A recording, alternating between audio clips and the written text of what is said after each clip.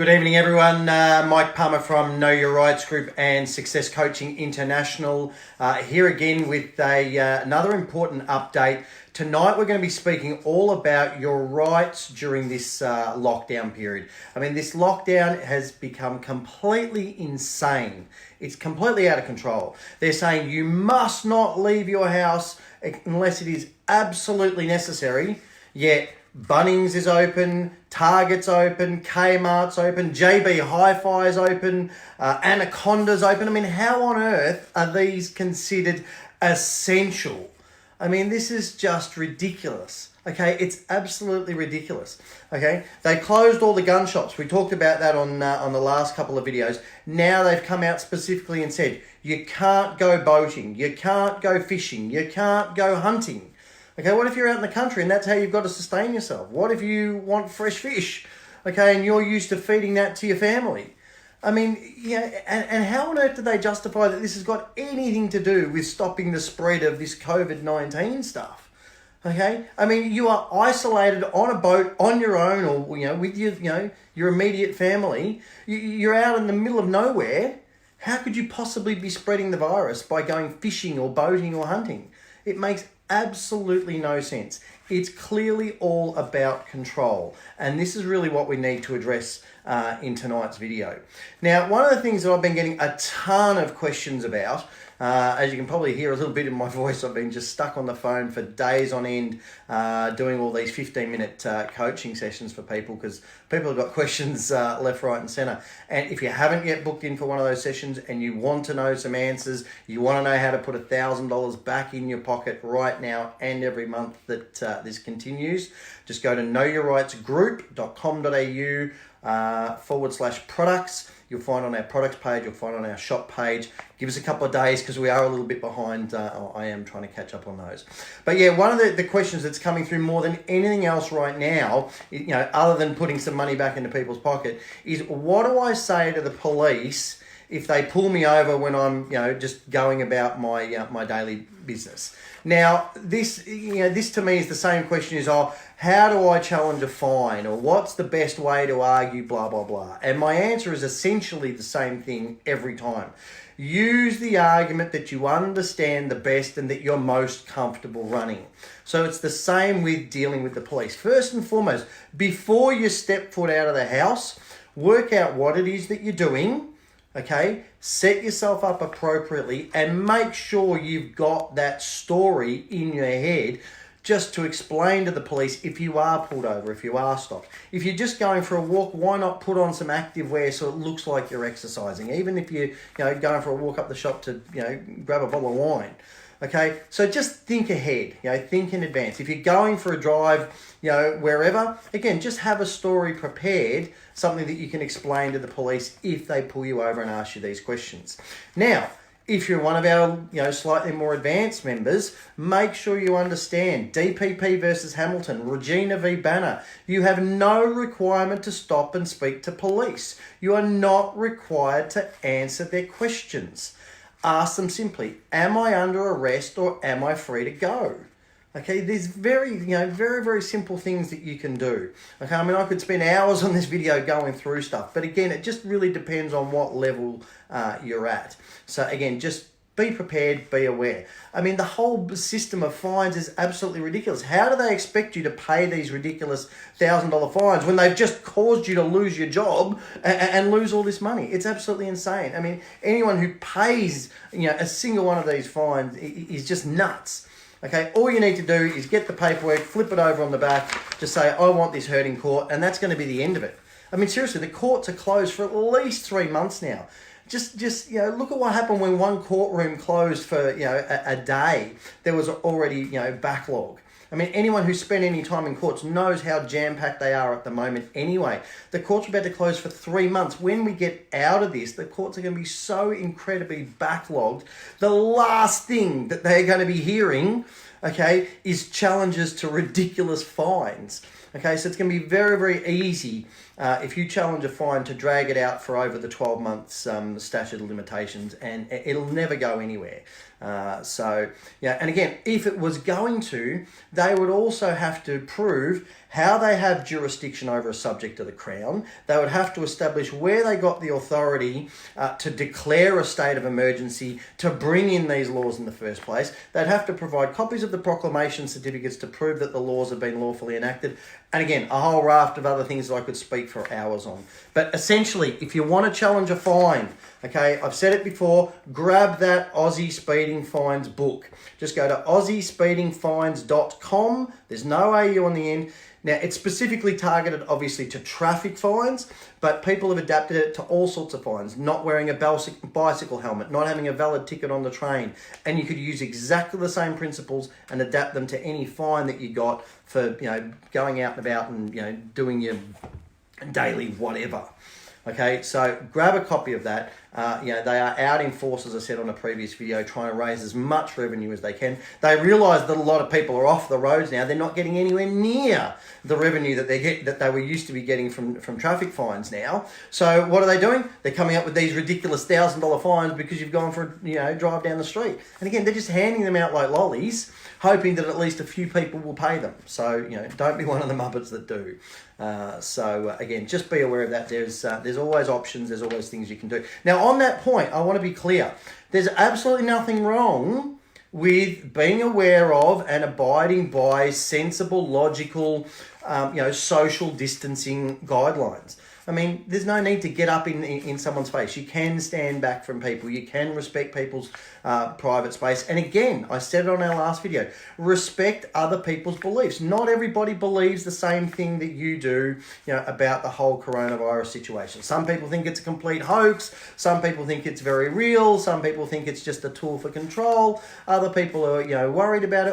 Everyone's got different beliefs. So respect people's beliefs, respect their personal space. And again, don't go out, okay, unless it's necessary. But again, think about what's necessary for you, because no matter what your beliefs about this virus are, surely you would understand that getting out and about in fresh air, sunshine, moving, getting exercise is going to place you in the absolute best possible position. It's going to place you in optimal health for beating whatever virus, disease, sickness, whatever you want to call it, that you might get, whether it's related to this or anything else. So keeping people cooped up in their homes, in dark places, things like that, makes absolutely no sense. It makes sense to get out and about, get fresh air, and look after yourself. So again, please keep that in mind.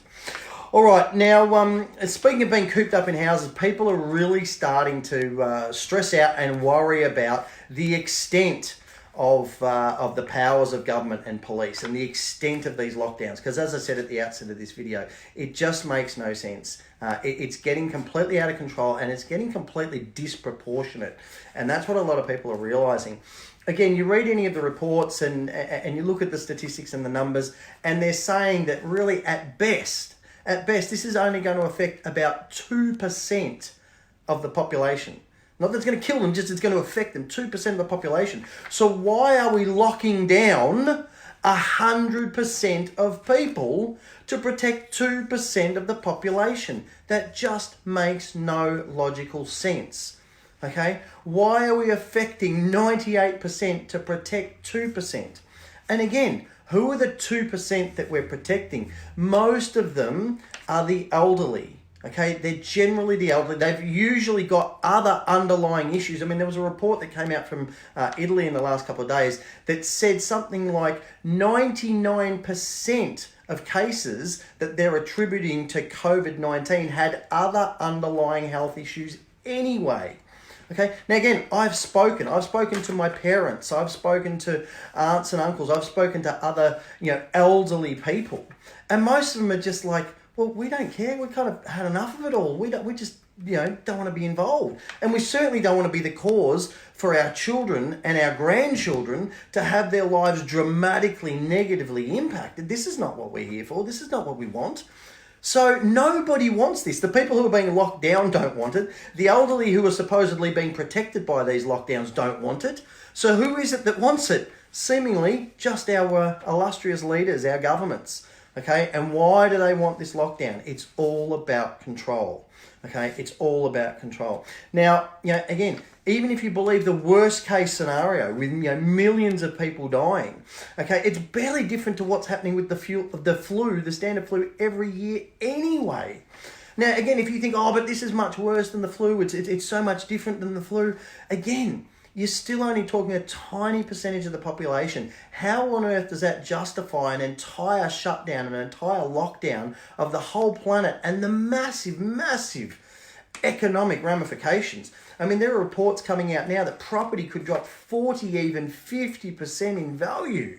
Okay, the share market has taken a hammering, and it's going to get worse when we come out of this. How many hundreds of thousands of people have lost their jobs? Okay, and again, this is just the beginning. There's still a lot more job losses to come. We're only a week or so into this here in Australia. Okay, there's a lot more still coming, and people are really starting to stress out. People are really starting to worry about how they're going to pay, their basic bills. Again, this is why we've got those 15-minute sessions to help people who are renting, help people who are paying a mortgage. Because again, ScoMo's been promising us all these relief packages, and what's he actually come up with? A big fat zero. Okay, so we've got those coaching sessions for people who want them. But again, if you've got a personal loan, if you've got a car loan, if you've got a credit card, okay, please grab this Bank Secrets Revealed ebook before you make another payment. Just go to banksecretsrevealed.com.au, grab a copy and have a read through it. Okay, there's absolutely no need to be paying these credit cards, these personal loans, anything like that. They can be very easily discharged with just a couple of letters. Now, I actually spoke to a lady today, one of my coaching calls today, and she told me about a friend of hers who grabbed that book. She challenged 3 credit cards, and already 2 of them have come back. One of them credited about $10,000, and the other one credited back $20,000. Okay, we're just waiting to get the actual formal written testimonial from her. But I mean, that's huge. That's a massive relief to anybody, especially now. So there are options, and this is the key. Okay, use this time to inform yourself and educate yourself. That is what our book is all about. The essential step-by-step manual for understanding and exercising your rights. You can find that at knowyourrightsgroup.com.au. Okay, I'm going to just show you quickly here the chapter list so you understand why it's so vital. Okay, the first thing's on fines. Again, perfect time to challenge fines and blow these out well outside of the 12-month statute of limitations. Tax. I mean, again, why on earth has ScoMo not stepped up and just said, right, no one is paying personal income tax now and helping people put real money right back in their pockets today? This should have been done a month ago. Okay, the banking fraud. Again, this is all covered in that Bank Secrets book, but we touch on it as well. The Commonwealth Constitution. Now, this is key. Anyone who's watching this, who's old enough and remembers being taught the Commonwealth Constitution back in school, will clearly understand why they don't teach it in school anymore. And anyone who wasn't taught it in school, you more than anyone need to go and learn it. The Commonwealth Constitution is the highest law in this land, and our leaders, our state leaders, our federal leaders are not abiding by it. They are exercising power outside that which has been granted by the Constitution. But if you don't even know what the Constitution is, you're not going to know that. Okay, so grab that. Local government and rates. Again, I spoke to a lady today who's dealing with $20,000 in rates. Rates have been growing exponentially. Okay, law versus legal. What's the difference between lawful and legal? If you don't know, you need to read that chapter. Okay, the straw man concept. This is for our more advanced people, but again, really important for people to at least get their head around. And then we've got financial protection, trusts, self-managed super funds, private foundations. Okay, and then mandatory vaccinations. How important is this going to be in the coming weeks and months? ScoMo came out on the news just the other day and clearly said our only hope for returning to normal is vaccination. Now think about this, people. There have been hundreds of thousands of people around the world that have recovered from this COVID-19 without any vaccination. Why the hell do we need vaccination to return to normal, whatever that version of normal is going to be? It's completely unnecessary. People are recovering every single day without vaccination. Okay? So they are going to use excuses. Oh, you can't come out of your home. You can't go back to work. They're already telling healthcare workers they can't go back to work unless they've been vaccinated. They're going to tell you can't leave the country or return to the country unless you've been vaccinated. They're going to come up with every excuse under the sun. Now, I'm not here to tell you whether vaccination is good or bad. You can figure that out for yourselves. But nobody other than your creator has the authority, has the right to tell you what you should or should not put in your body. Okay, or what you must or must not put in your body, okay, which is what they're trying to do. All right, so and we've got court cases stuff. So we've got actual court cases, court precedents, sections of legislation, subsections. There's so much information in that book, okay, and this is the perfect time to really get your head around it. So grab that Know Your Rights book, because here's the thing, okay, everyone's in lockdown, okay, everyone's got a lot of time on their hands. Everyone's in the same boat, essentially. But it's what you do with that time.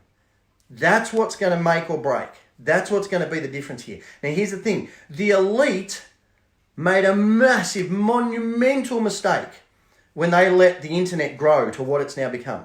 They had it all for just connecting between themselves, and they never thought that it would expand and grow and reach the masses in the way that it did. But of course, by the time it did, it was out of control. There was nothing they could do to bring it back in.